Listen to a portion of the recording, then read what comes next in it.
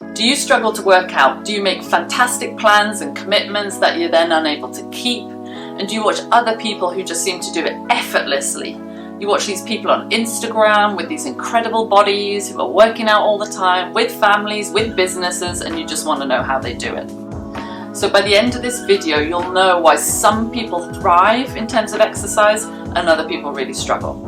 I'm Jenny Del Rive, and for the best law of attraction and weight loss advice, subscribe to my channel and hit that bell to be notified when I post a new video every single Thursday. So I'm a life coach, a health coach, and a law of attraction mentor, and I've been helping people to lose weight for over 15 years now, both in one-on-one coaching, as a personal trainer, and as a health and nutrition coach. And now it's over to you and it's your turn. So guys, just to put you in the picture, I had a lifelong struggle with my weight. It started at about age 15 when I was bulimic, anorexic, and a whole big mess basically. And that continued well into my 20s when I decided to become a health coach and a personal trainer. And so then I was a health professional and I still had a body I hated, and I still couldn't find that balance between exercise and nutrition and lifestyle. So this was obviously before I had children, just started to run my own business. So I went through periods of never exercising at all, to periods of exercising 6-7 times a week, working out like crazy, running marathons. Guess what guys, even though I was training 5 to 6 times a week, I did not look any different. So the periods of inactivity compared to the periods of massive action in terms of exercise, I weighed the exact same weight. So because I was in insecurity about my body on the emotional scale, which you can see on the screen right now, what I manifested, or the situations I attracted, because I was a health professional, I had to speak on health and exercise and nutrition to attract clients to my business. And this is a long time ago, before the internet really got started. So this was all about live talks, demonstrations, and I would attract people coming up to me saying, great talk, totally agree with what you're saying, love it, but please God, don't make me look like you. You look like 6 months pregnant, because I always had this little tiny sort of pot belly, or they'd say, oh, you're too overweight, etc. So, I was carrying around a huge amount of shame and anger and frustration that I knew all of this stuff, but yet I couldn't create the physical body I wanted to match it. And I'm going to show you exactly how to do that today, and I'm also going to explain how you get that inspired motivation to exercise. Okay, the first thing to know guys, and please don't slap me for saying this, is that the physical body does love to move. Everybody's body. Now I used to say to myself, it's not fair for me because I actually don't like exercise, or from clients they've said things to me such as, I don't have a kind of athletic body like other people, or my body actually doesn't like to move. And these are all beliefs, okay? The human body does like to move. Now, do some human bodies want to go and sprint in the Olympics? Yes. Do others not? I agree. We all have individual bodies that are inclined to certain things, but we do all love to move. So the absolute key is to stop telling ourselves these things which limit us. And I'll be doing a scale in a couple of minutes to show you exactly how to slowly drop those limiting beliefs. But I'd like you to just have a little think about some of these limiting beliefs you have going on. Because most people who are insecure about their bodies, or have a body shape they don't like, or who believe they are overweight, they're often telling themselves all kinds of things about the limitations of their bodies compared to other people. Okay, so unfortunately, but actually fortunately, there isn't a single exercise, this miraculous exercise that's going to help you lose weight. The right exercise, and you'll have heard this before, it's a huge cliche, is the one that's right for you. So grab that emotional scale right now, you can see it on the screen, and have a look at where certain exercises land you on that scale. Now clients tell me all the time, they all have a belief that running is the exercise that will run the weight off. That's a belief. It's not true. There are people all over the world demonstrating you can lose weight in all different kinds of ways. There are yoga teachers who are completely ripped and lean, right? And there are other people who believe you can never lose weight just doing a bit of yoga or something like that. Okay, there are people who believe if you weight train you'll get bulky, or people who believe that if you run you'll get too skinny. Okay, so take running for me right now and find out, where does that land you on that emotional scale? If it lands you in discouragement, something such as, oh, I know I should do it, but I hate it, or, you know, it hurts my knees, or maybe it lands you in insecurity, I don't want to run because my body jiggles around, you know, or my butt or my boobs move around, that used to be my one, you know, I'm really embarrassed to run, that's insecurity. Then if it's going to land you there on the emotional scale, and we know this is an emotional journey, is it going to help you lose weight? No, not ever. Maybe for a short period of time, but as soon as you give it up, you'll go back to where you were. So the key is to find an exercise that takes you higher up the scale. Once I've done this exercise with clients, I've had clients who have literally lost 20 plus kilos via walking, via doing yoga or qigong, you know, the kind of exercise that you believe would never really help you to lose weight, but the body loves to move. And if we have the right emotion going into the exercise, it will work, I promise you. So let me know in the comments section below, where does running land you on the emotional scale? And then also let me know which exercise takes you higher on the emotional scale. It may be running, but I'd love to hear from you. And let me know if this concept is starting to make sense.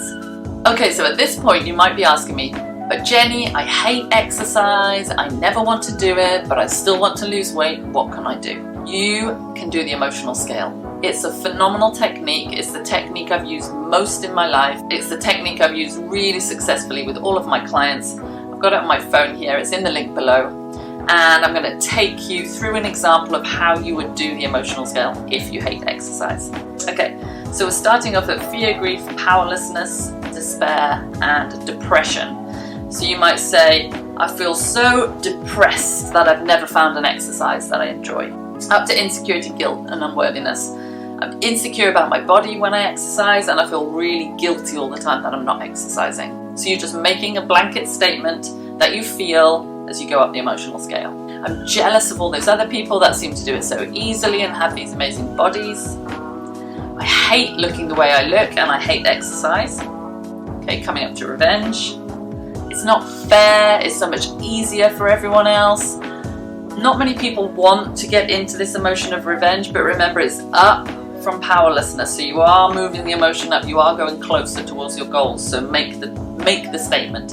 You might even be thinking at times, I wish these skinny people could experience what I experience being overweight. That's something a lot of people think. You're not the only one who thinks that, by the way. I'm angry I look the way I look. I'm discouraged I'll ever find an exercise that works for me.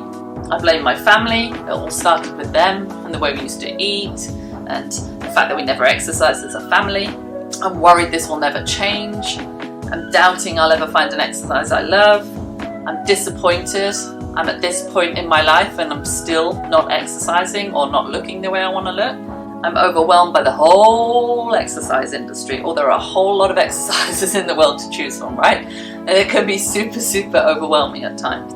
I'm frustrated with the whole situation. I'm pessimistic that this is ever going to change. Now we reach the tipping point.